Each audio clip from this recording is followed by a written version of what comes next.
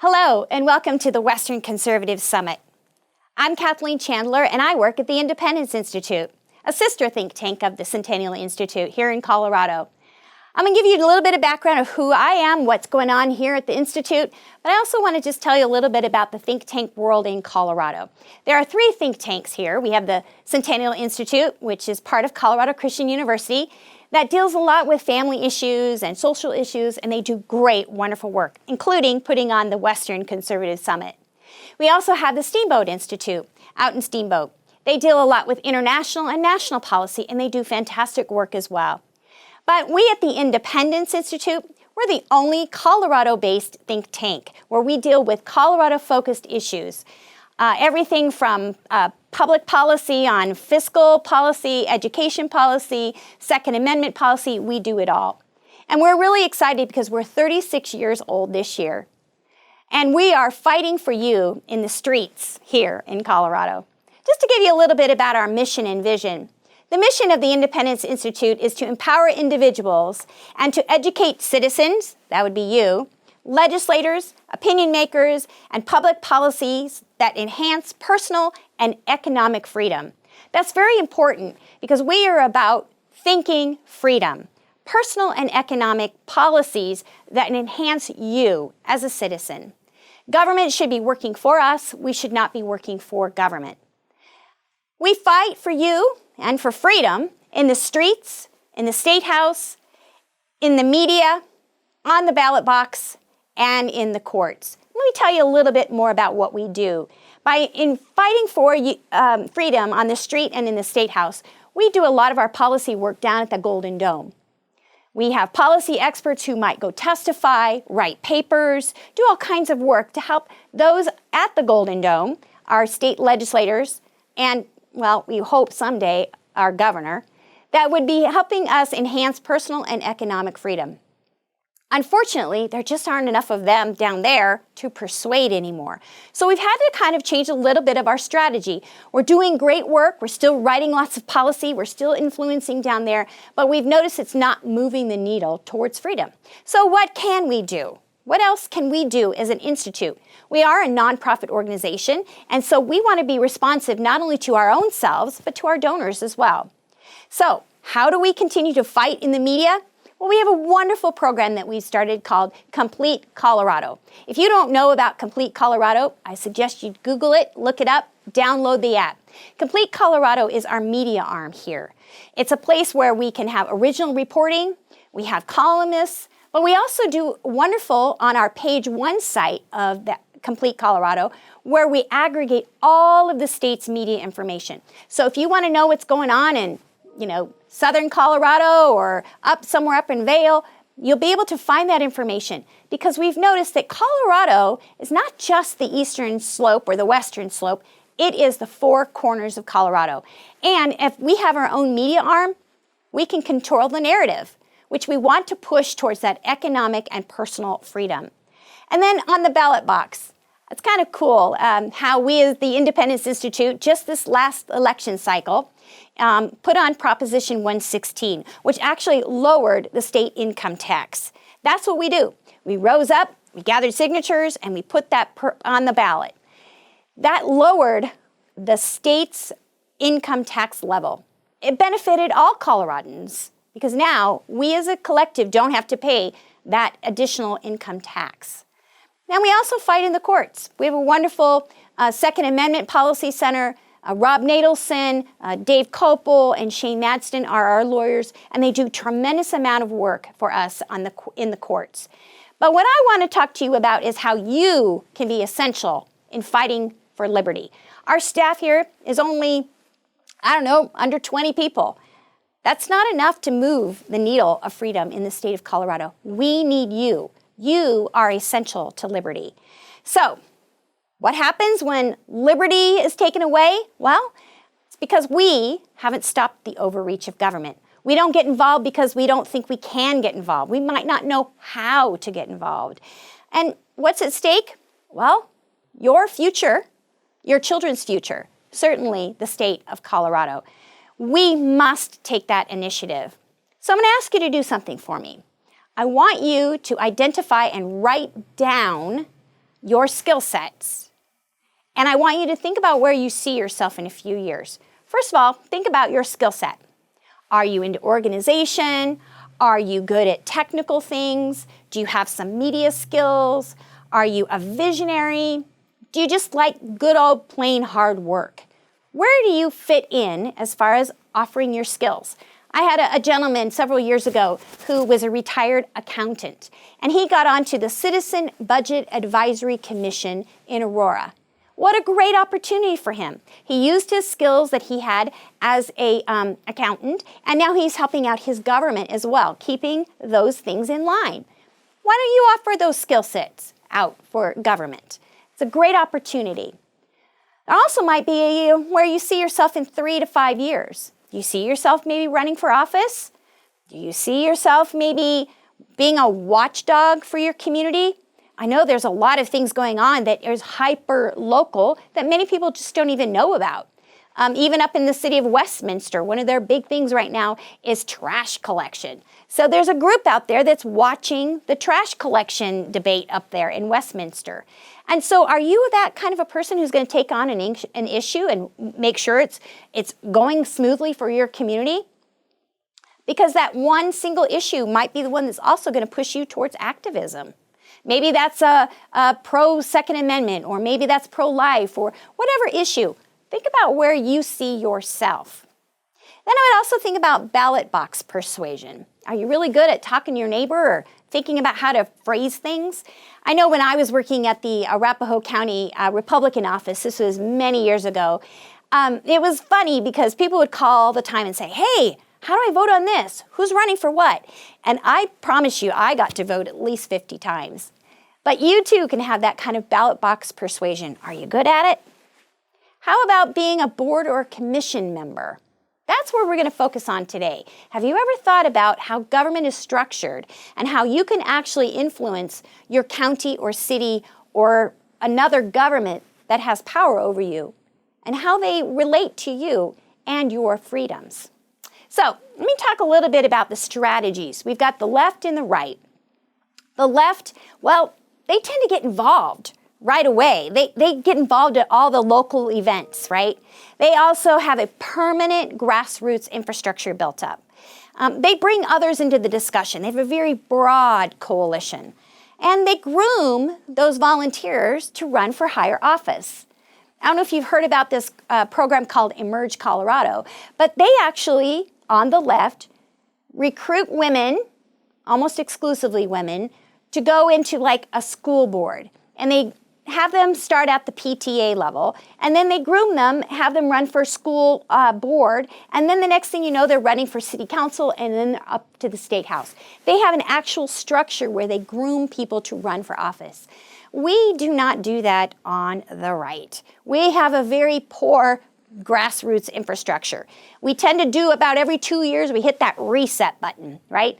We tend to, kind of come up out of that mole of our lives, look around, maybe knock on a few doors, hand out some money, maybe talk to a few people, and we vote, right? We're good at voting. And then we go back down into our little mole, and then we wonder what happens the next 2 years and 4 years, and when we come back up. We don't have the sense of a permanent grassroots infrastructure that needs to be built. And so we complain all the time. That's all we're good at, is complaining. In fact, when I was a kid, I'm a fourth generation Colorado native. I grew up mostly in southern Colorado. My grandfather owned the very first grocery store in Canyon City. And one of the things I remember as a child was when we get the Sunday paper one year, the Denver Broncos were doing so horrible, right? And in the paper came this foam brick. It was Howard Cosell was talking about it. And it was this orange foam brick. And when the Broncos were really bad, you took that brick and you throw it at the TV, right? It didn't make the Broncos do any better, right? The Broncos still stunk it up, but did it make me feel better? Well, maybe not. But it did allow me to just complain a lot, right? So we've got to stop complaining and get involved.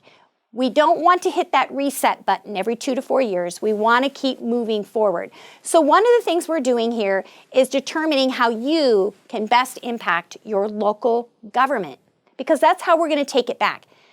We can't control what's going on in Washington, D.C. Like, I cannot go and knock on the president's door, Joe Biden. I couldn't even have knocked on the door of Donald Trump. I just couldn't do it. But I can go down and knock on the door of my mayor. I absolutely could go down and knock on the door of my city council member. Because those people know me and I know them. I can even say that might even live near me, because that's how close government is. So I want to ask you, which do you think impacts has the most impact on your life, right? Does the federal office? Well, yeah, kinda. Does the state? Well, yeah, that's much more doable. I mean, what goes on with Jared Polis and the mask mandate or any other regulation that he is proposing, or the laws that he's signing, sure, they have a direct impact. But I'm telling you what, your city and municipal governments can impact your day-to-day life. Let's say you want to put a garage on your property, and you go down to your city council and you've drawn up these plans. You go down to the board of planning, the board of planning and commission. You go down there and they say, oh, guess what? You can't put your garage there. Because yesterday we passed an ordinance that said you had to have so many square feet from your property. Nope, you can't put your garage there. Well, that's totally affected your daily life, right? So whatever goes on in Washington, D.C., we can't really control, but we can control what's going on in our local government. So your city and your municipal government have a direct impact on your life. I'm going to give you some statistics on local governments in Colorado. Did you know that there are over 4,000 governments in Colorado? 4,000. That doesn't include the entire state. That's just the up and down the Front Range. I had a gentleman work for me a couple of years ago, and he did some mapping of all of these. And after about 4,000, we just gave up. I mean, it was amazing how many different kinds of governments oversee you. There are at least 30 plus in each city. So if you think about the layers of government, you've got your state government, you've got your county governments, you've got your city governments, but then you have things like library districts and water districts and fire districts and school districts. You might even live under a metro district. There are all kinds of additional districts, park and rec, that oversee you and your house. And all of those are generally controlled, or at least advised, by boards and commissions. They are citizens that are appointed to these boards that actually advise the elected that represent those commissions. That's crazy if you think about how many special districts there are. You think that county governments don't have debt? That's not true either. County governments and even some of these municipal cities have excessive amounts of debt. We've calculated at least $28 billion worth of debt. That's 2 times more than any other outstanding government debt. And they're also bureaucratically run. They have bureaucrats that run them. They have city liaisons that oversee them. So there's always going to be a need for money to oversee them. That's why if you look at your taxing authority on your taxes, you'll see all these different mill levies. Those are different governments that can impose a tax upon you and your property that they use it to run their government. It is unbelievable how many of these boards and commissions and how many of these governments oversee your personal life. So let's get down to brass tacks. What is the definition of a board and a commission?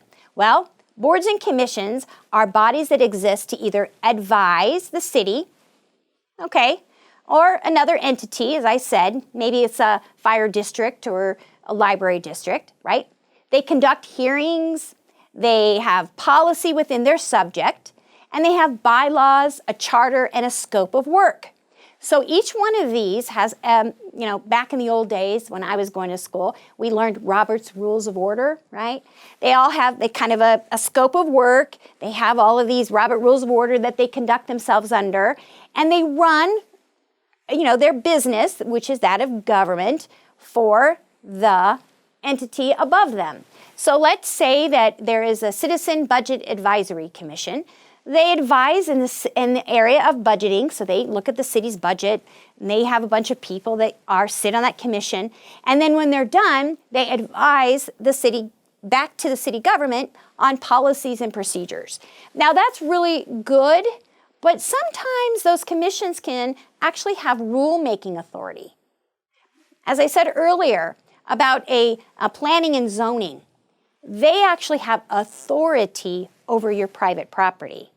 So it depends on the scope of work and what their bylaws say, whether or not that particular commission has authority over you that can make a rule, or if it's just advising. So be careful about that, because sometimes we don't recognize that our city council isn't always the last place where the buck kind of stops. Sometimes those boards can make actual rules that you have to follow. Think about the EPA all the way at the national, right? The EPA makes a rule and it comes all the way down here. I don't think that the federal government, our senators or congressmen ever voted on that. The EPA made a regulation and you have to follow it.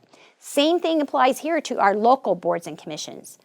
It's really quite crazy how much authority many of these boards and commissions have over your personal life.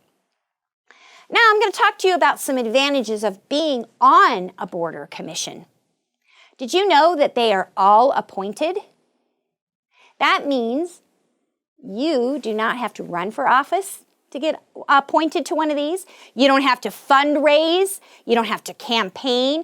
And they mostly meet 1 or 2 nights or days a week. With the pandemic, they've been meeting virtually. So you don't even have to go to an office anymore or to a meeting. You can do it, most of it, by Zoom. That is amazing. You can have influence on your local government and never have campaigned, never had to have spent a dime, never had to have gone into an office and spent hours and hours. They're about 10 hours a month is what I'm thinking. Most of them are about. You might have some that require a little bit more reading, some that require a little bit less, but about 10 hours a month. Let me ask you, is your liberty worth 10 hours a month? Is your ability to influence your local government worth about 10 hours a month? And it's just a volunteer opportunity. Well, the problem with this whole thing is that we have let it get out of control because our generations have not passed the torch down on what it means to be a citizen, right? It's going to require a generational change to get that mindset back. The 24-hour media focus has eliminated the idea of local government, local importance. We're so focused on what's going on at the national level that we just have forgotten what's happening in our own community. We've forgotten what it means to know your neighbor, right? It takes time and effort. I always say that Aunt B from Mayberry RFD was probably on the library board. And when she was on that library board, she knew exactly what was happening in her community, right? She knew all the people, she knew what was going on. And what was really exciting is that when she would come home after a board meeting, she would sit down and have dinner with Andy and Opie, and they would talk about what was going on in their community. She was teaching them how to be a citizen. We've lost that. We don't even know what's going on in our local community, much less are we passing that down to the next generation. We suppose that our school districts are going to teach about citizenship. No. It's your responsibility and my responsibility to teach our children what it means to be a responsible citizen. It isn't up to some other, government official. No, it's up to you and me. And that's why it's going to require a generational change, because community service is essential to liberty. We have to be involved, because if we're not, then bureaucracy, bureaucrats, and the government apparatus will continue to erode our freedom. We must get involved. We must have people like you taking back the reins of government and saying, no more than, we don't want this. Families used to be plugged in. They would have these wonderful conversations over dinner about what it meant to be a citizen, the important things in life, civic involvement. We need to get back to those days when people knew who their mayor was. And my husband this morning was telling me that he was talking to a gentleman and he didn't even know the name of the mayor in his community. Do you know the name of the mayor in your community? Do you know the names that you've even voted for in the past? I mean, we might be able to say we know who Nancy Pelosi is, but do we even know who our own congressman is? That's pretty important. So I'm going to ask you some questions, and I want you to think about this. Can you pinpoint the 3 most important issues in your community? Now, that might be something as crazy as I was saying earlier about Westminster. They're dealing with a huge issue with trash because the city of Westminster has passed an ordinance that they have 1 trash hauler for the entire city. Do you realize that's eliminated competition? You, as a citizen, have no say anymore about your trash service because they decided. Government picked the winner and the losers in that situation. So now there's a group out there that's all upset about the trash service in Westminster, and rightly so. Is that important in your community? How about other issues? Crime? I know in Aurora, I live in an unincorporated Arapahoe County, but if you go across the street, you're in Aurora, or you go across the other street, you're in Centennial. I mean, it's pretty important. Crime is huge. How about all this urban camping? You know, this homeless problem that we're having. Is that important to you? Pinpoint those 3 issues, and I want you to think about them and how you can affect them, because undoubtedly there's a border commission that's going to deal with that issue. Do you happen to know when your next city council meeting is? Is it on a Tuesday night? Is it on a Thursday night? Is it every other week? When do they meet? And did you know that you, as a citizen, have every right to be heard at those meetings? You might have to sign up, and you get like somewhere between 2 and 3 minutes, but you get to talk to them. They are responsive to you as a citizen. Do you know that? You can pick any issue you want to. Now, that doesn't mean that they have to respond to you, but that does mean you have the right to talk. You have the right to bring up a question to your city council. Did you know that? Do you know when they meet? So, when was the last time that you actually attended a meeting? Have you ever? I love this story. My husband and I, as I said, we live in unincorporated Arapahoe County. And where we live, there used to be, not so much anymore, but there used to be a lot of vacant land. And we had 1 gas station in a 5-mile radius of our house for many years. So one day we were driving by this place, and we saw a sign on a big vacant land. It said, "Coming soon, Maverick Gas Station." Woo, yeah, we get a second gas station in our community. So excited. It said, "Community hearing." So we went to the planning and zoning meeting about the new gas station. So we show up, and we're the only people there. Literally, my husband and I, we were the only people besides the gentleman who owned the gas station and this planning commission. And the guy gets up and he does this beautiful presentation about this wonderful Maverick gas station that's going in near my house. And on and on and on. At the very end, one of the commissioners says to him, "You know, I think I'm going to vote no on this because, well, I don't like the size of the caliper of trees on the property." Okay, what? The man was stunned. The developer was like, what are you talking about? And he tried to go back and forth and said, "Look, if you make me put a bigger tree there, it's going to cost me all these money. I'm going to have to come back and do this again." I mean, he was flabbergasted. And so he sat down, and guess what? They asked for public comment.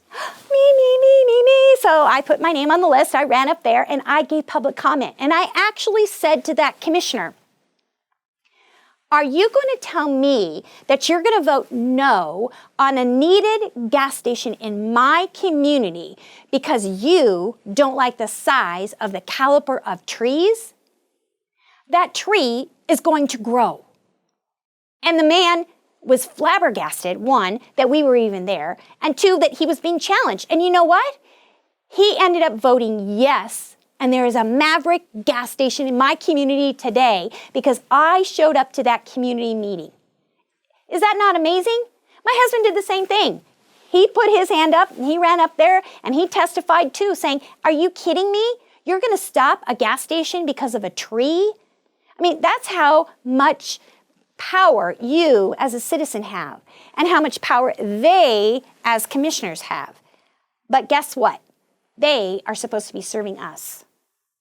There is no reason that there should not have been a gas station. I'm so thrilled today that there is one in my community. But that's because my husband and I took the time to read the little white sign going up on the property that said zoning and planning and to go and participate in that meeting. That's how much power you have. That's why we need you to be part of the solution. Now I'm going to give some of these really funny kind of examples of things that are happening all the way from the state level down. There's this wonderful State Board of Veterinary Medicine. You might have heard of it recently in the news. It is a political organization, part of the governor's appointees. And there's a woman that was appointed on this commission. Her name is Ellen Kessler.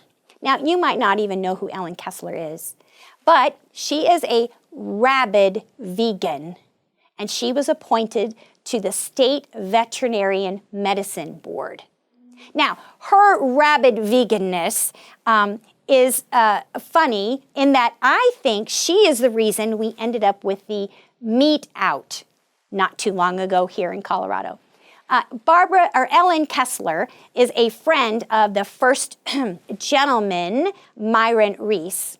And he, along with her, I think, kind of persuaded the governor to make that proclamation that we have the first meat out. Isn't that funny? I mean, that's how much power she has. She was appointed to this veterinary medicine board, and she's a rabid vegan. But you know what? The governor has a right to appoint someone, and he appointed her. Why can't that be you? You might have a little bit more reasonable expectation of what the veterinarian board is going to be doing. So that's what happened at the state level. Well, let's talk about something a little bit more toward maybe some of you in this listening audience, the Tri-County Health. Many of you might know that Tri-County Health, it consists of Adams County, Arapahoe County, and Douglas County. And it advises those three counties on everything in the health area. So that included this wonderful pandemic that we had, right? So the three counties, the Tri-County Health Commission, consists of one elected representative from each community, each county, and then it also includes 2 additional appointed or citizen representatives. So as you can already see, the number of elected people on that board is outnumbered by the number of regular appointees, citizens to that commission. Well, the commission decided that they wanted to have a mask mandate for Arapahoe, Douglas, and Adams County. Okay, that is a huge swath of the metro area. And I believe that Governor Polis looked at that and said, hey, wait a minute, if these 3 counties say they have to have a mask mandate, it's too easy for you to go across county lines to go get a service or to go do something. It's total chaos. And I believe that might have been what pushed Governor Polis over the edge into getting a statewide mask mandate. Prove me wrong. I might be wrong, but I'm thinking, you know what? He kind of had no choice. And I'm not putting this on Governor Polis completely, but I'm putting it back on this Tri-County Health saying, really? They outnumbered the elected officials. So, believe it or not, in Douglas County, they have 3 really great commissioners at the time, Laura Thomas, and I can't remember, Abe Layden, and another gentleman. Anyway, the 3 of them decided that they were going to pull out of the Tri-County Health Commission because they are responsive to their constituency because they're elected. And they did not want to have this mask mandate. So they actually pulled out of the Tri-County Health because of that. Because they're saying, look, we have to, go back to our voters. I know you don't because you're not elected, but we are. And so, but just by that, they actually helped Douglas County. But that took a lot of chutzpah on their part to do that. I mean, it was a big effort on their part to pull out of a Tri-County Health Commission based on that mask mandate. And so Douglas County stepped out and said, no, we're not going to be part of it. Now that's how much power these unelected people had over the Tri-County Health. And that ultimately, I believe, is what led to the mask mandate for the state. So I want you to also think about what else might be out there. Did you know that there is an oil and gas commission in many communities? That might be something you're very interested in. Maybe you've served in the oil and gas area for many years. Maybe you were an engineer. Maybe you have some expertise where you could offer to a commission like that. How about a library board? Do you really like books? Do you really think we need to continue building buildings? Maybe not. Maybe we need to go to more virtual. Maybe, another direction with the Library Commission. And, think about how much money is in library buildings alone. Did you know that there's art commissions out there?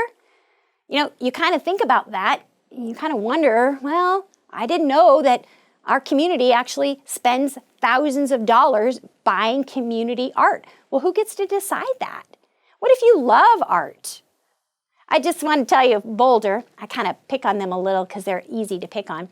But in Boulder, they spent over $5,000 on the study of art, right? They had to kind of get themselves ready to go buy some art, so they had to have a commission that studied it. They spent over $5,000 just getting that commission going. Crazy. Did you know that there's also refugee and immigration commissions? Are you interested in what's going on in your community? In that area? Aurora has one of the largest refugee and immigration populations in the United States. That's pretty important if you think about it. One I think that's on a lot of people's minds is an election commission. Did you know that there's an election commission in every community, every county, every city? I just heard this morning from a friend of mine that there might be an opening coming up on the Aurora election commission. Is that something you would want to serve on? All you have to do is apply. Did you know that there's also a prairie dog commission in Boulder? But here's one I think you might wonder about. It's called the Noxious Weed Commission. It happens to be in Douglas County. Now you might think that's kind of funny, but not if you own private property and you have horses or cows. And those horses and cows are eating some weed, and if they do, they could die. But this commission is not allowing you to spray an herbicide that you found effective in your community because they decide it's not admissible or usable. So that's the kind of power that they have over your private property and perhaps even your livelihood. So just remember that government, it's everywhere. Government is everywhere. So what I'm going to ask you to do is to visit your local website for your city and your county. Those are usually the places that I would start.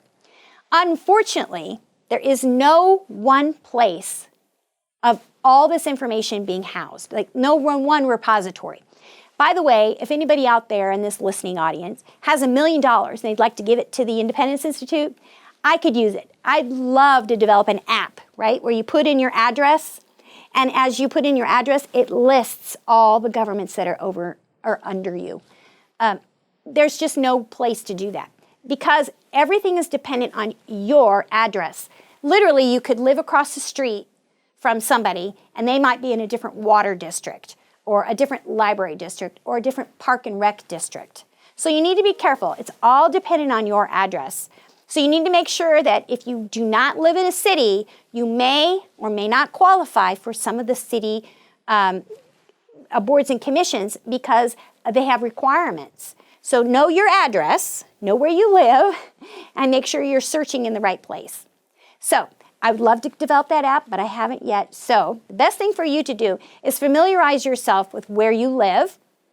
Look at your city website, your county website. If you know you live in a special district, like a fire district, or, everyone lives in a fire district, but a library district or a park and rec district, you might want to look there as well. View those boards and commissions as you Google them, view them, and look for vacancies. Vacancies happen all the time. People move, things happen, so there's always a vacancy. Now, let's say that the board is required to have 7 people on a board, but they only need 5 for quorum. If the other 2 positions are not filled, they may not, really advertise for them. I'm not saying that bureaucrat or that liaison is nefarious in any way. I'm just saying, they might be just lazy. Because frankly, if they have to go out and recruit 2 more people to be on that board, it's 2 more people that they have to keep track of and inform and all of that. So if they can get away with 5, they might. So oftentimes, there is a functioning board that has a vacancy. So if there is a vacancy, apply. Apply. It's low-hanging fruit. It'll be happy to put you on that board, right? Secondly, I want you to look to see if there's a topic that you are interested in or maybe something that you can offer as an expertise.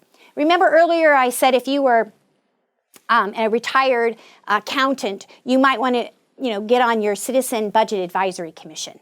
Well, that's awesome. But why don't you pick something that you might not know a whole lot about, but you're interested in? A couple of years ago, I had a woman who was interested in hospital management, right? It was very cool. What a great thing. She called me up and said, I'm thinking about going to school for a degree in hospital management. I said to her, well, why don't you try to get on one of the citizen budget or citizen commissions at the new VA hospital, right? Because if you like it, then that's great. And if you hate it, you wouldn't have spent thousands of dollars getting a degree in something you hate. So she did. She got on the Citizen Advisory Commission for the VA hospital in Aurora. And guess what? She ended up loving it. She got a degree in hospital management. And because she did that, she got a job there. What a great opportunity. But she wouldn't have known that necessarily had she not gotten onto that commission. Or it might be something that you don't know a whole lot about, but you're interested in it. Let's say you really are kind of interested in what's going on in your community, for some other issue. Why not get on that commission? That would be a great place to put your curiosity to the test. And then I want you to do is to share what's going on with you in that commission. So what I would suggest is that you go into your local community and look. The examples I have are things like in Larimer County. Go to their website. There's a list of all the commissions in there. In fact, did you know that Larimer County has a rodeo board? That's pretty cool. If you like rodeo, if you want to know what's going on in your community, get on the rodeo board. I know that in Arapahoe County, they have a fair board. I'm almost positive each community has one. If you'd like to know about what's going on in your county fair, get on one of those as well. So I'm asking you to fill out the application. You have nothing to lose, right? Applications are always online, very easily. You can just fill it out. Make sure that you're not ignored. Fill out the application and follow up. It's your responsibility to follow up. Remember I told you earlier that there might be a county or a city liaison, a bureaucrat? Well, fortunately or unfortunately, they might be a little lazy and therefore they might not follow up with you. If you don't get an answer, even if it's a no, you need to know why. You need to ask them, why did I not get chosen? Because they need to know that you as a citizen are holding them accountable. I had a woman several years ago who applied to the Veterans Advisory Board in Aurora, and she didn't hear for weeks and weeks and weeks. And finally, she called me and said, hey, I don't know what to do. I said, well, let me find out. And I called the city council member who was over that commission, and the next day she got a call. I'm telling you, it's not because they're, nefarious. They're not doing anything wrong. They're just kind of being a little lazy, and they don't want to have to follow up. I always tell people, the lady at the DMV, she's going to get paid whether she helps one person or 50, right? She has no incentive to do good, to do her job well. And it's not that all bureaucrats are that way by any means. But I'm just saying is that we as citizens need to hold them accountable. Also, ensure that your application is not partisan, right? Don't go in there and say, I volunteered for this candidate and I'm doing that. No. Because the commissioners themselves, they want to work with each other, right? I don't want to work with somebody who's hyper-partisan one way or the other. I want to work with somebody who's going to work hard, do a good job, be informed. Just any other coworker, right? You don't want to work with somebody who's not doing their job well.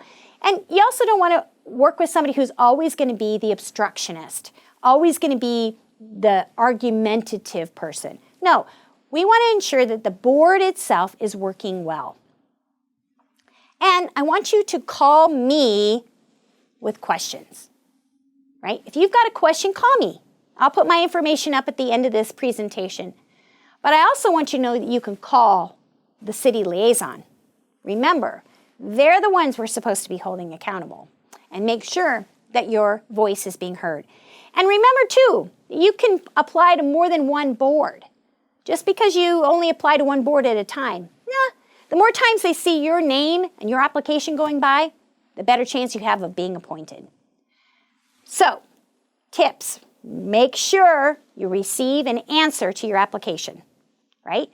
Start making connections once you receive that answer. Let's say you got a yes, you're on the commission, you go and you have the interview, and you get on the commission. Start making connections. Go to those board meetings, shake people's hands, let them know you're a team player. Because people want to work with other people that are fun and that are going to do a good job. Also, reach out to the officials, the elected officials that might have power over that commission that can appoint you. Make sure you know them, their name. Go to a city council meeting. Also, let your friends know. It used to be years ago, when you'd go to work, you'd stand at the water cooler, right? And you'd be talking about what you did last night. And let's say somebody asks you, hey, what did you do last night? And you say, well, guess what? I went to the water commission meeting. They're going to go, what? I didn't even know there was a water commission. You have an opportunity to tell them, your coworker, about government and about the proper role of government and how you as a citizen were involved. So you're not just influencing your family anymore, you're influencing your community. You have the right and the responsibility to let others know that you're doing a good job helping out your local government. So, I'm going to challenge you to ask some questions once you're appointed. The question I'm going to ask you to ask is this, whatever this is, the proper role of government? Should government be doing that? Is it right? Is it proper?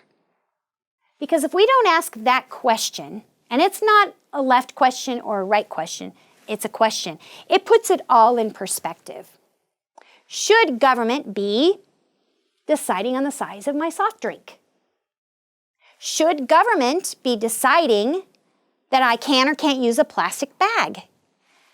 Is that the role that government should have? And I want you to think about that question, the role of government.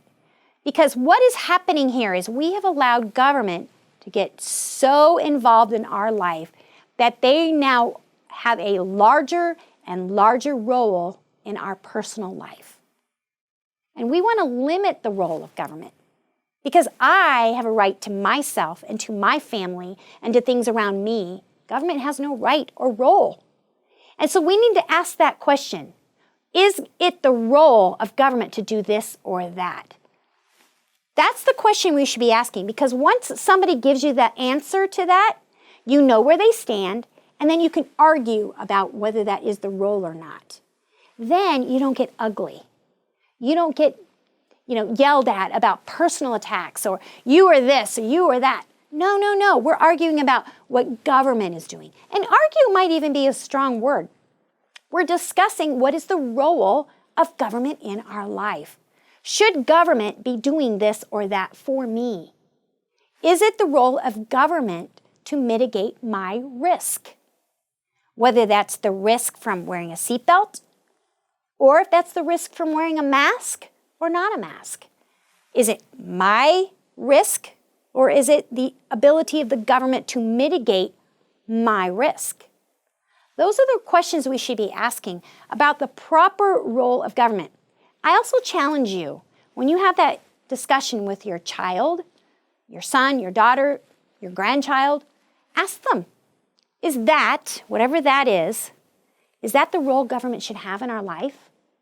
Because once you start asking those kinds of questions, you start making people think.